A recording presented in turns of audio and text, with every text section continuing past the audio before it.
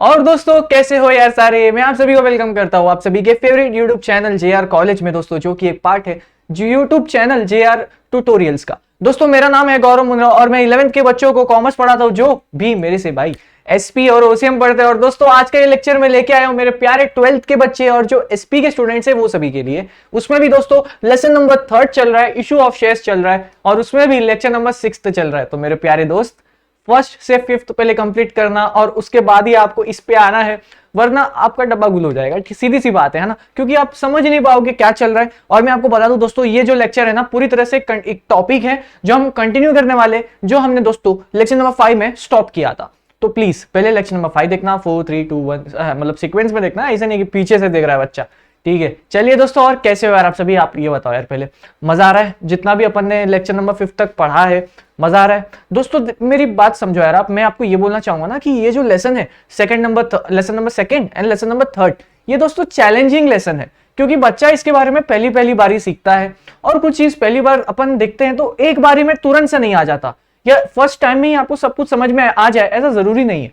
क्योंकि ये लेसन जो है ना दोस्तों, आप इसको फर्स्ट टाइम सीख रहे हो, आपने पूरे लाइफ में कभी इसके बारे में नहीं सुना होगा। ऐसे कुछ टॉपिक्स थे यहाँ पे, तो बच्चे क्या करते हैं ना, डर जाते हैं। और फिर वो लेक्चर में भी, अरे ये तो पहली बार सुन रहा हूँ, ईसॉप क्या ही है भाई, कुछ पता नहीं है। तो लेकिन दोस्तों आप अगर उसको सही एकदम पेशेंस के साथ एक दो बार रिवाइज करो, पेशेंस के साथ उस टॉपिक को वापस समझो, तो शायद आपको और अच्छे से समझ आएगा। ठीक है, मैं यही बोलना चाहूंगा, टॉपिक से डरो मत। अगर आपने सेकंड और थर्ड लेसन पे फोकस नहीं करा ना, तो मैं आपको बता दूं दोस्तों, सेकंड लेसन से 15 to 16 मार्क्स हर एग्जाम में आते हैं। थर्ड लेसन से 1 से 2 क्वेश्चन फिक्स आते हैं, और डिस्टिंग्विश बिटवीन में तो फिक्स आता है इसका क्वेश्चन। तो मैं यही बोल रहा हूँ, इजी है, चिल करो। चलो बाकी लेसन को स्टार्ट करते हैं। ये मेरा इंस्टाग्राम आईडी है, आपके अगर डाउट्स होंगे तो प्लीज क्लियर करवाओ। और मैंने कल ही ऑलमोस्ट सारे बच्चों के डाउट्स क्लियर कर दिए, जो 11th के थे, 12th के थे, सबको एक दिन साथ में लेके बैठा, सबके डाउट्स क्लियर। तो पूरा इंस्टाग्राम अभी खाली है, तो जिसके भी डाउट्स है, जो भी मेरे से बातचीत करना चाहता है अब कर सकता है, क्योंकि ऑलमोस्ट 100% डाउट मैंने क्लियर कर दिया है। अभी लेक्चर बनाऊंगा तब तक एक बच्चे का एक और आ जाएगा, और कुछ भी डाउट पूछते हैं, लेकिन कोई बात नहीं यार, पूछो, कोई बात नहीं, चलेगा चलेगा। ऐसे मत सोचो कि डाउट सर मिसलेनियस छोटा सा डाउट था, आपको डिस्टर्ब कर दिया, कोई बात नहीं, करो करो, अपन बातचीत कर लेंगे। क्या हाल है, लोगों की चुगलियां करेंगे, क्या टेंशन लेते हो, आओ ना यार तुम। चलो अभी आ जाओ यहाँ पे, अलॉटमेंट ऑफ शेयर्स क्या चल रहा है? अरे भाई क्या जवाब दे रहा तू। अलॉटमेंट ऑफ शेयर्स में क्या हो रहा था दोस्तों, स्टैट्यूटरी प्रोविजंस जो थे दोस्तों, स्टैट्यूटरी प्रोविजंस हमने कर दिए हैं। ठीक है, हम लेक्चर नंबर 5 में कर रहे थे, आज हम करने वाले जनरल प्रोविजंस। जब आप अलॉटमेंट ऑफ शेयर्स करते हो, जब आप कंपनी जो है किसी को शेयर्स देती है, भाई तूने एप्लीकेशन बनी दिया था ना, अब कंपनी के बारे में देखो शेयर्स देने की, हाँ शेयर्स दे दूंगी, तो उसमें एक प्रोसीजर है जो फॉलो करना पड़ता है कंपनी को। आओ हमने दोस्तों स्टैट्यूटरी प्रोविजंस देखा, अब कुछ जनरल प्रोविजंस देखते हैं, कुछ जनरल प्रिंसिपल्स देखते हैं जो कंपनी को फॉलो करना पड़ता है। ठीक है, आसान। ये प्रिंसिपल है कि प्रोविजन है, मेरा ध्यान नहीं था जो लिखा है मैंने। ठीक है, लेकिन आई होप प्रिंसिपल्स ही होगा। चलिए जनरल प्रिंसिपल्स, हाँ फिर वही होगा। तो जनरल प्रिंसिपल्स में दोस्तों ये 6 पॉइंट्स है। इसमें क्वेश्चन क्या आएगा एग्जाम में, मैं आपको एक क्वेश्चन बैंक दूंगा for lesson number 3, and not only for lesson number 3, I will be giving you the question bank for the entire lessons of the entire syllabus of the your SP, है ना। तो question bank तो मैं तुम्हें देने ही वाला हूँ, like 12 lesson है तो 12 के 12 लेसन के मैं आपको इंपॉर्टेंट क्वेश्चंस दूंगा, पर अभी नहीं दूंगा। ये बोर्ड एग्जाम से पहले आपको मिलेंगे, और दोस्तों बोर्ड एग्जाम से भी 2 महीने पहले दे दूंगा, लेकिन अभी नहीं दूंगा, क्योंकि अभी सब कुछ कवर करो। मेरे पास कुछ ऑप्शन नहीं है आपको बोलने के लिए, आपको सब कुछ कवर करना ही पड़ेगा। 12th है, 12th इंपॉर्टेंट है, बोर्ड एग्जाम में अगर आपको अच्छे मार्क्स चाहिए तो सब कुछ कवर करना पड़ता है। और जो लास्ट के 2 महीने होते हैं ना, उसमें इंपॉर्टेंट पे ज्यादा फोकस करना पड़ता है, तो जो इंपॉर्टेंट होगा वो मैं करवाऊंगा, लेकिन अभी तो सब कुछ करो। चलो भाई आगे, जनरल प्रिंसिपल्स में देखो पहला पॉइंट है प्रॉपर अथॉरिटी। देखो सीधी सी बात है, अगर आप किसी को अलॉटमेंट ऑफ शेयर्स करवा रहे हो, किसी पर्सन को आपको शेयर देना है, भाई पहले तो ये बता, शेयर उसको देने का हक तुझे किसने दिया?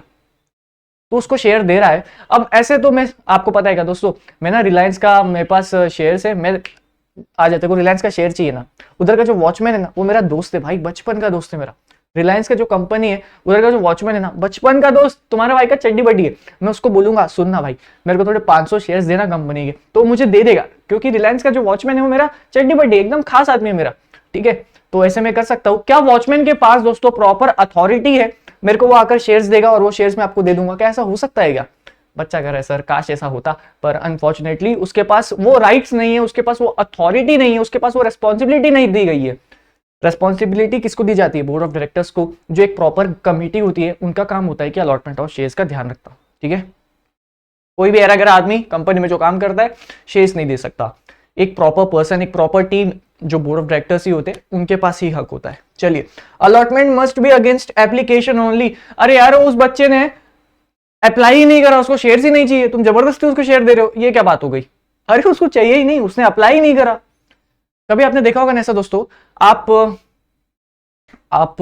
देखिए, जैसे मैं आपको एक एग्जांपल देता हूं, मस्त एग्जांपल दूंगा। आप क्या करते हो दोस्तों, मस्त सुबह नींद से उठे, आपका रिचार्ज खत्म हो चुका था मोबाइल का, पर आप देखते हो कि आपका रिचार्ज ऑलरेडी किसी ने बाई गलती से कर दिया है। ऐसा हुआ है कभी किसी के साथ?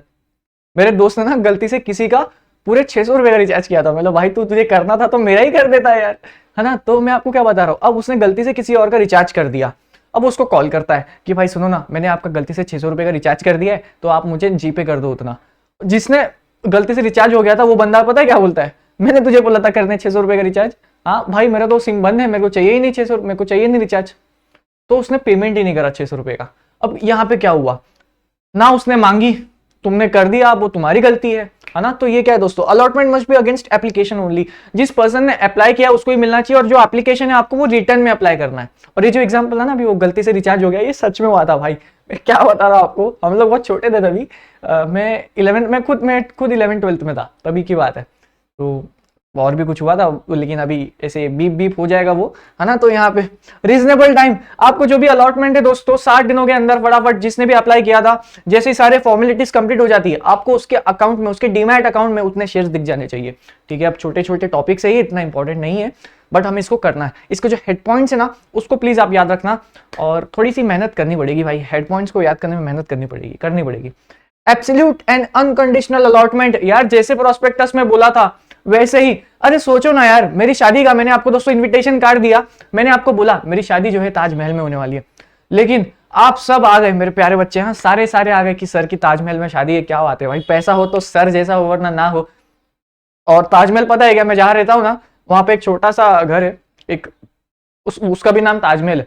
तो मैं आपको उधर बुला रहा था, पर आप सब तो आगरा चले गए, है ना। तो ये क्या हुआ, मैंने आपके साथ खिलवाड़ कर दिया, मैंने आपके जज्बातों के साथ खेला है, क्योंकि प्रोस्पेक्टस में यानी कि इनविटेशन कार्ड में मैंने आपको आगरा का एड्रेस दिया था, और लेकिन मैंने शादी ताजमहल के नाम पे, एक छोटा सा एक डंडा था मेरे सोसाइटी में ही है, मैंने वहां पे ही कर ली शादी। मैंने आपके साथ गलत किया कि नहीं किया ना। एक बच्चे ने 10,000 का सूट सिलवाया था उसका, कि सर के शादी में पहनूंगा, भाई लगना चाहिए सर का बेटा, सर का स्टूडेंट हूं, लगना चाहिए ना भाई, तो सही है।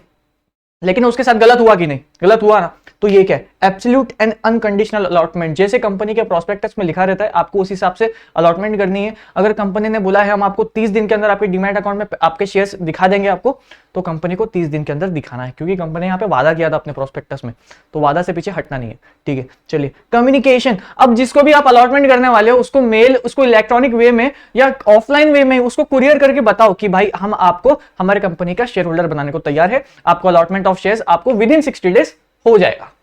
ऐसे आपको उसको कम्युनिकेट करना है। चलिए, नहीं तो उसको कैसे पता चलेगा कि उसको शेयर्स मिल गए, वो बेचारा वेट कर रहा है, यार मैंने ना रिलायंस के शेयर्स के लिए अप्लाई किया था, बस 1 साल हो गया, पता नहीं उनका मैसेज नहीं आया अभी तक मेरे को कि तुझे मिलने वाला है नहीं मिलने वाला है, 1 साल हो गया, कोई बात नहीं। ऐसा नहीं कर सकता ना, आपको उसको बताना पड़ेगा with in specified period of time कि आप हो गए हो एलिजिबल, आप नहीं हो एलिजिबल, आपको पता होना चाहिए ना, नहीं तो आप क्या 10-15 साल वेट तो नहीं कर सकते। चलिए आगे, allotment should not be in contravention to any other law.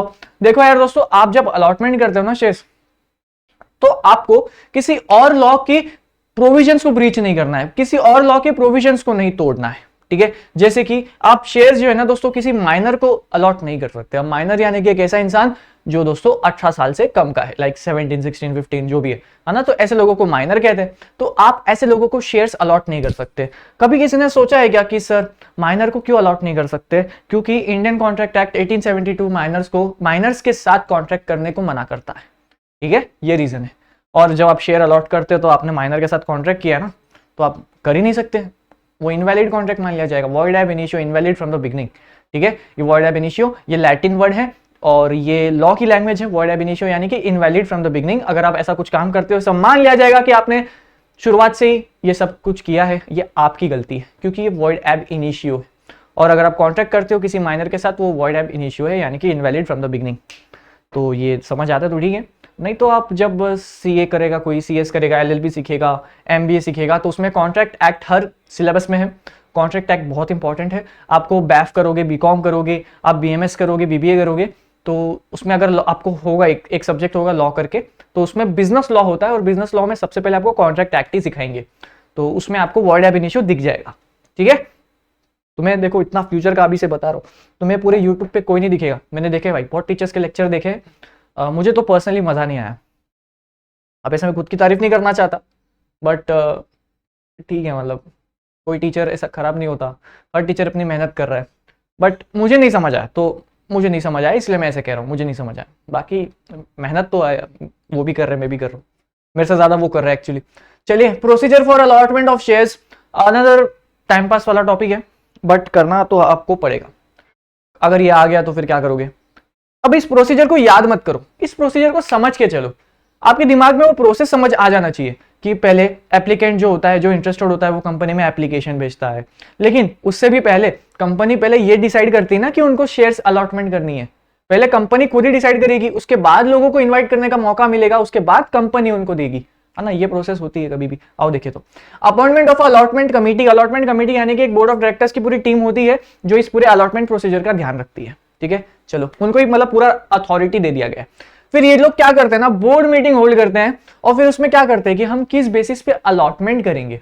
मतलब कोई एप्लीकेंट ने अप्लाई कर दिया तो हम हर किसी को तो नहीं दे सकते, अगर ओवर सब्सक्राइब हो गया तो, अंडर सब्सक्राइब हो गया फिर तो हमको रिफंड करना पड़ेगा सारे पैसे। अरे सॉरी, हम सेबी के मीट नहीं करते minimum subscription criteria. Minimum subscription criteria कितना था बताओ? बच्चा कह रहा है सर वो कुछ तो 90% आप बता रहे थे, बिल्कुल 90% ही है। मिनिमम सब्सक्रिप्शन 90% है। अगर 90% नहीं होता तब क्या होता है, आपको सारे के सारे जितने भी आपको पैसे मिले थे ना शेयर्स खरीदने के लिए, वो आपको सबको रिफंड करना पड़ता है। समझ में आया? चलो, लेकिन क्या है यहाँ पे, hold board meeting to decide basis of allotment. इसमें आप डिसाइड कर दो कि आप किस बेसिस पे बच्चों लोगों को अलॉटमेंट करोगे। लाइक आप रैंडमली पिक करोगे, आप फॉर्मूला डिसाइड करते हो कि आपको कौन से बेसिस पे लोगों को पिक करना है फॉर अलॉटमेंट ऑफ शेयर्स।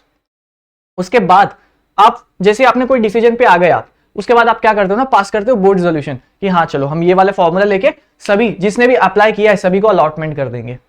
अब इसमें पता है, मैं आपको एक बताता हूं कैसे होता है। जैसे किसी पर्सन ने 10 शेयर्स के लिए अप्लाई किया और कंपनी के पास बहुत सारे लोगों ने एप्लीकेशन दिया है, तो कंपनी क्या करती है ना, उसको 10 के बदले 1 दे देती है।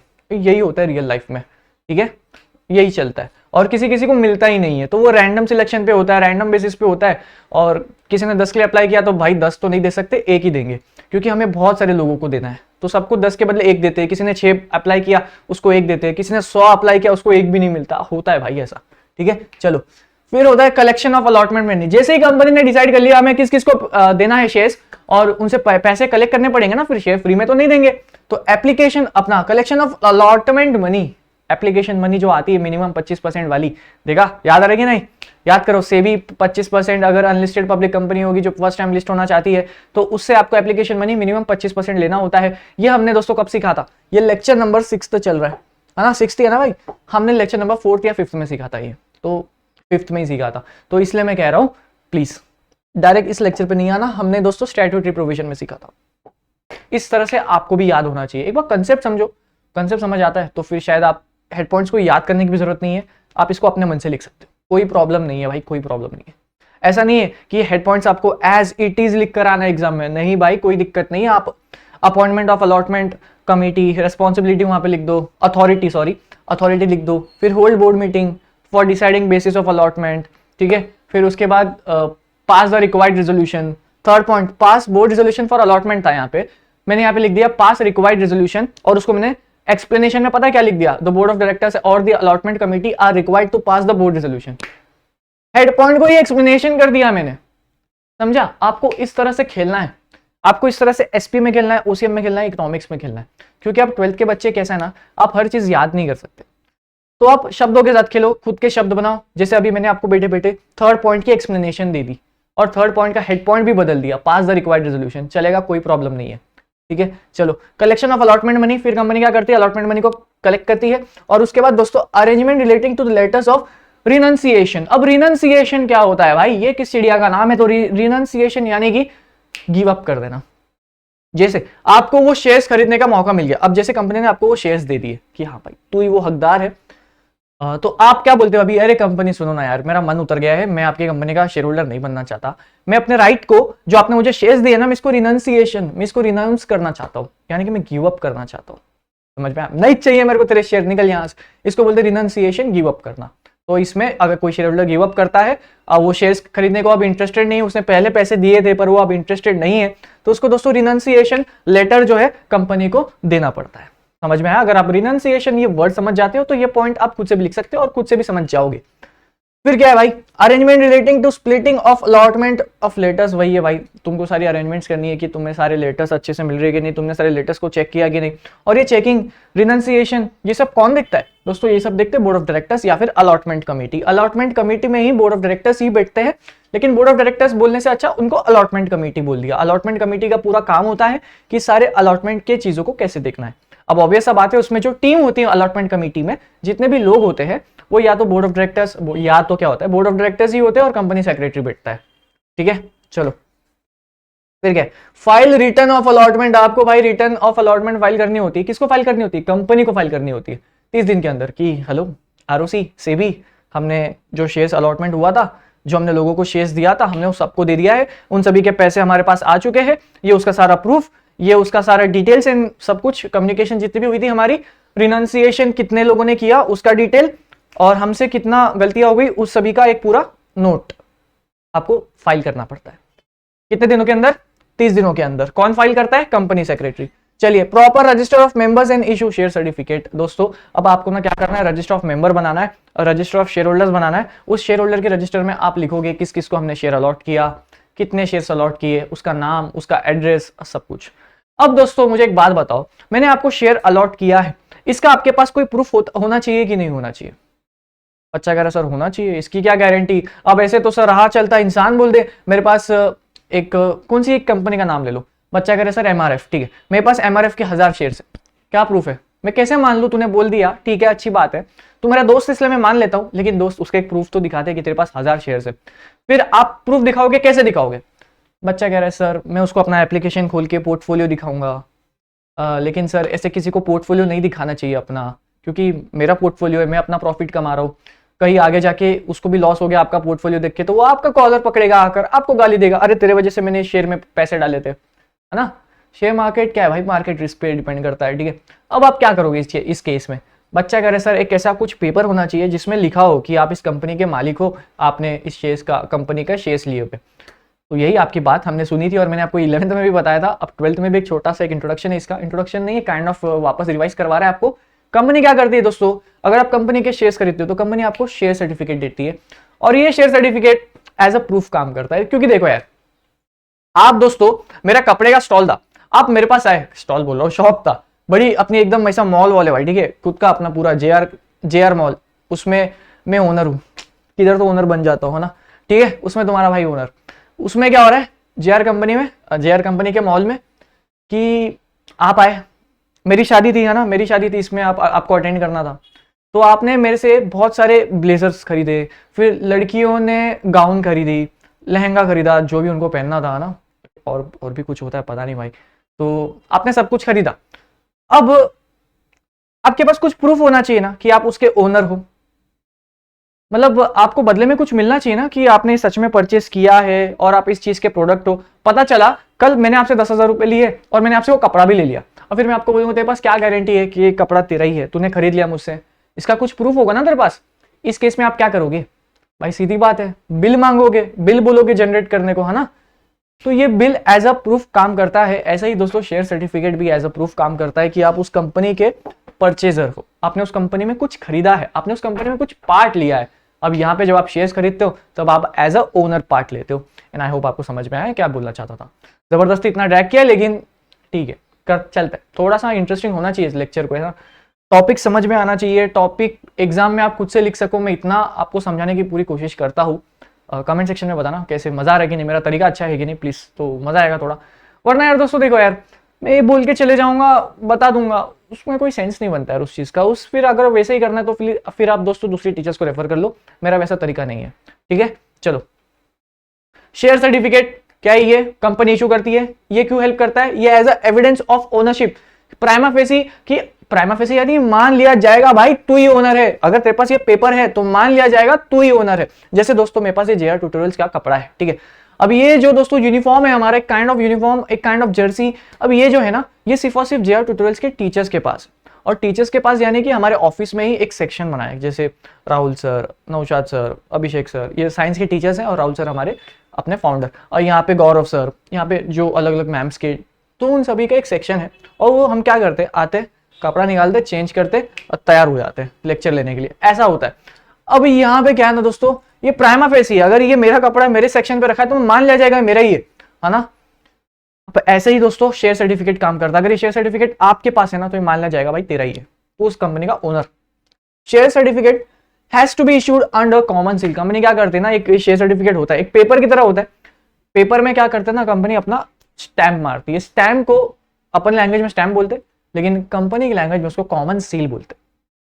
और इस पे किस किस का साइन होता है, या तो 2 directors and a company secretary, and if a company does not have a company secretary तो उसके जगह पे जो ऑथराइज्ड पर्सन है वो अपना सिग्नेचर करता है। अब ओके देखो, आप बोलोगे सर कंपनी में कंपनी सेक्रेटरी नहीं, ये कैसी बात हुई? क्योंकि दोस्तों मैं आपको बता दूं, कंपनी सेक्रेटरी जो है वो छोटी कंपनीज में नहीं लगता। छोटी कंपनी एज इन जिस कंपनी का paid up share capital 10 crore तक है, तो उस कंपनी में कंपनी सेक्रेटरी अपॉइंट करने की कोई जरूरत नहीं है, क्योंकि ऐसा मानते हैं कि उस कंपनी में ज्यादा काम नहीं है, कि छोटा मोटा काम है वो लोग खुद कर सकते हैं। 5-6 फाइलिंग होती है, और जो फाइलिंग है वो लोग क्या करते हैं ना, पीसीएस को अप्रोच करते हैं, जो कंपनी सेक्रेटरी इन प्रैक्टिस है उसको अप्रोच करते हैं।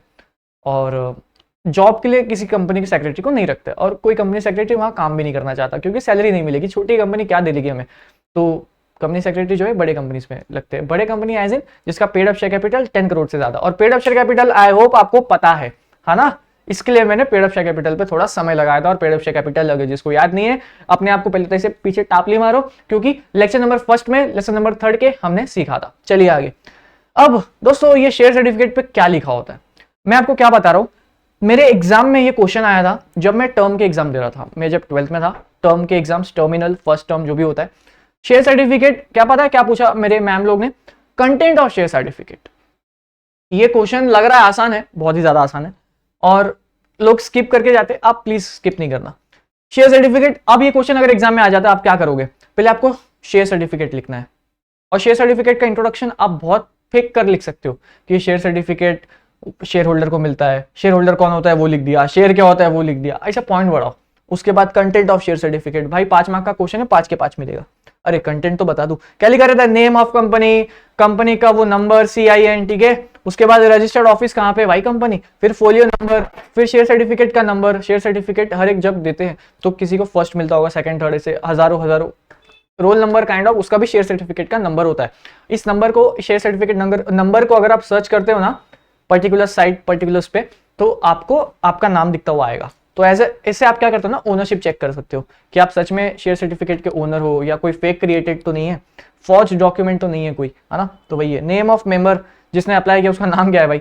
तो मैं आपको क्या बता रहा था, एक साइट होती है MCA की साइट, उस पर आप जाकर शेयर सर्टिफिकेट के इसमें जाकर सर्च कर सकते हो। एक कोड मिलता है शेयर सर्टिफिकेट नंबर, वो कोड अगर आप टाइप करते हो ना, आपका नाम डिस्प्ले होना चाहिए, या जो भी एक्चुअल ओनर हो उसका नाम डिस्प्ले होना चाहिए। अमाउंट पेड, कितना अमाउंट आपने दिया, कितने शेयर्स के लिए आपने अप्लाई करा, और फिर कंपनी की seal if any, common seal if any. I hope आप सभी को कॉमन सील क्या होता है पता है। चलिए अब आज का ये आखिरी सा टॉपिक, और ये इतना सिंपल टॉपिक है, पढ़ाने की इच्छा नहीं रखता मैं इसको, लेकिन पढ़ाना तो पड़ेगा, और बहुत सिंपल है ना, तो ऐसा लगता है ये तो बच्चा खुद रीड करके ही समझ जाता, लेकिन ठीक है अभी पढ़ाना तो पड़ेगा, कोई ऑप्शन नहीं अपने पास।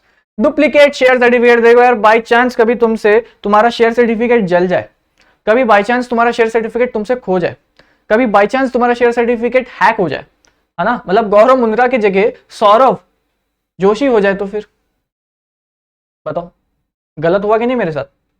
सिर्फ नाम बदल दिया, ओनरशिप बदल गई, है ना, सही बोल रहा हूँ कि नहीं मैं। सोचो ना, अंबानी जी की जगह उनका नाम हटा के गौरव मुंद्रा आ जाए, मैं तो भाई नाचूंगा फुल। लेकिन अगर ऐसा हो गया तो सही रहेगा नहीं कितना। तो इस केस में आप क्या करोगे, आपको क्या करना है दोस्तों, देखिए जैसे ओरिजिनल शेयर सर्टिफिकेट जो है आपका डिफीटेड हो चुका है, यानी कि उसको किसी ने ब्रीच, उसको किसी ने ऐसा फाड़ के दे दिया आपको हाथ में, ले बता आप तू कंपनी का ओनर है कि नहीं। फिर उसको किसी ने टेम्पर किया, टेम्पर यानी कि छेड़छाड़ करना, फिर उसको मल्टीलेटेड किया, वही है छेड़छाड़ में ही सब आ जाता है। उसको किसी ने चेंजेस करने की कोशिश करी, उसका फेक फॉर्ज डॉक्यूमेंट क्रिएट करा के पूरे, आपने 1000 रुपए के लिए सिर्फ शेयर खरीदा था, उसको 1 लाख रुपए कर दिया। अगर आपके साथ ऐसा हो जाए, या फिर आपका जो है वो डिस्ट्रॉय हो जाए, आपके एक ऑफिस था, आपने उस ऑफिस में शेयर सर्टिफिकेट रखा था, उस ऑफिस में आग लग गई। कैसा एग्जांपल दे रहा हूँ, सब दर्दनाक एग्जांपल दे रहा हूँ ना। उस ऑफिस में आग लग गई और उस आपका शेयर सर्टिफिकेट दोस्तों जल गया, तब क्या करोगे? बच्चा कह रहा है सर शेयर सर्टिफिकेट जल गया, फिर तो हमारी ओनरशिप चली गई, क्योंकि अब कोई प्रूफ नहीं है ना, वो शेयर सर्टिफिकेट तो एक ही होता है, अब क्या गारंटी। तो ऐसे केस में कंपनी क्या करती है ना, आपको मौका देती है, चलो भाई रो मत, इसमें क्या कर सकते हो आप, डुप्लीकेट शेयर सर्टिफिकेट कंपनी को बोल सकते हो कि हमारे साथ ऐसा ऐसा हुआ, आपको वो नंबर देना पड़ता है शेयर सर्टिफिकेट का, आपको प्रूफ देना पड़ता है कि आप सही में इस कंपनी के शेयर होल्डर थे, वो आपको डिटेल्स भरनी पड़ती है, आपके साथ छानबीन होगी, उसके बाद आप क्या करोगे ना, कंपनी के लिए डुप्लीकेट शेयर सर्टिफिकेट कि प्लीज एक और बनाकर दे दो, ये आपको कंपनी बनाकर देती है, जनरेट करके देती है 3 महीने के अंदर, जब भी आपके साथ ऐसा कुछ होता है, ऊपर जो लिखा है मैंने, ठीक है। अब दोस्तों इसमें एक और कंसेप्ट है, कंपनी क्या करती है, अगर आपका शेयर सर्टिफिकेट घूम जाता है, क्या होता है, घूम जाता है, तो कंपनी क्या करती है ना, न्यूज़पेपर एडवर्टाइजमेंट में लिखती है कि भाई ये इंसान का शेयर सर्टिफिकेट घूम गया है, अगर किसी के हाथ लगता है तो प्लीज आकर रिटर्न कर दो। आपको लगता है क्या कोई आकर रिटर्न करेगा? पता नहीं, मेरे को तो डाउट लगता है। तो लेकिन कंपनी ऐसे करती है और फिर जिसको मिलता है वो आकर रिटर्न कर देता है कंपनी को। लेकिन अब मैं क्या बता रहा हूँ, ये शेयर सर्टिफिकेट जो कंसेप्ट है ना दोस्तों, ये पहले हुआ करता था, मतलब पहले ना आपको ऑफलाइन मोड में, सब विजिबल मोड में आपके हाथ में शेयर सर्टिफिकेट मिलता था। अब क्या हो ना, सब डिजिटलाइज हो गया है। अब आपके डीमैट अकाउंट में अगर आप उसको क्लिक करते हो, आप कंपनी के शेयर होल्डर, इक्विटी शेयर्स या प्रेफरेंस शेयर्स आपने बाई किया है, तो उसमें दोस्तों फिर उसमें आपको विजिबल होता है वो, ठीक है, वो ऑनलाइन विजिबल होता है, आप उसका प्रिंट निकाल सकते हो। अब ऐसा हो गया है, अब कंपनी शेयर सर्टिफिकेट ऐसे सॉफ्ट हार्ड कॉपी नहीं देती पर्सनल। अब कंपनी जो है शेयर सर्टिफिकेट का जो काम है अब ये ऑनलाइन हो गया, डिजिटलाइजेशन के द्वारा, इंटरनेट के द्वारा सब अब इजी हो चुका है। बट ये आप चाहते हो कि आपकी कंपनी का एक फिजिकल शेयर सर्टिफिकेट आपको चाहिए, तो आपको कंपनी में अप्लाई करना पड़ता है, आपको उसके पैसे भरना पड़ते हैं, कंपनी आपको बना कर देगी, क्योंकि अब in general company online he share certificate रखती है। वो ऑनलाइन इतना आसान है, क्यों झंझट करना किसी को, ऑनलाइन काम आसान हो जाता है इसके लिए। तो दोस्तों बस फिर यार इसी के साथ इस लेक्चर को हम यहाँ पे एंड करते हैं। Lecture number 6, lesson number 3, lesson number 3 के लेक्चर नंबर 7 में जो अगला लेक्चर होगा वो इस लेसन का आखिरी लेक्चर होगा। सो फाइनली हम इस लेसन को वाइंड अप कर देंगे लास्ट लेक्चर के साथ, जो हम अगला लेक्चर आपके लिए लाएंगे उसमें हम इस लेसन को खत्म कर देंगे। एंड आई होप आपको ये लेसन बिल्कुल भी दिक्कत नहीं देगा, आप इस लेसन को आप खुद दिक्कत दोगे कि भाई आजा हमें सब आता है, हमने गौरव सर से पढ़ा है। आई होप आप ऐसा बोलो, ठीक है दोस्तों। ये मेरा इंस्टाग्राम आईडी है __, किसी के डाउट्स अब पेंडिंग नहीं है, कोई बच्चा जिसके आप डाउट्स उसको अब रेज करना है कि सर फटाफट रिप्लाई दे देंगे, तो प्लीज कर दो, अभी अच्छा टाइम है आपके पास। मेरे पास कोई डाउट नहीं है, मैंने करीबन 30 से 40 लोगों के मैसेजेस को रिप्लाई दिया है, सब बैठ के हाँ भाई ठीक है चल ठीक है नेक्स्ट। डाउट थे नहीं किसी के भी, सबको हालचाल पूछना था, तो मैंने वही बातचीत चालू है सभी बच्चों से, बस वही है। तो इंस्टाग्राम __, बस फिर अभी क्या एंड करते हैं, ठीक है। लाइक वगैरह कर दो यार, शेयर वगैरह कर दो, सब्सक्राइब कर दो, पढ़ाई करो, मजे करो। 12th है मानता हूँ, लेकिन 12th की जर्नी को एंजॉय करना है। टाइम टेबल सेट करो खुद का। आजकल लोगों का, हाँ मेरे को डाउट भी आया था कि सर टाइम टेबल सेट करके दो, इस पे बनाऊंगा वीडियो आराम से, अपने चैनल पे बनाऊंगा, ठीक है, कोई टेंशन नहीं। चलो यार भाई करते, मिलते हैं लेक्चर नंबर 7 में। एसपी के बच्चों मिलेंगे आपसे, ओसीएम वाले थोड़ा सा वेट करो, आपसे भी मिलने वाला हूँ, जल्द मिलने वाला हूँ। एंड कर रहा हूँ भाई।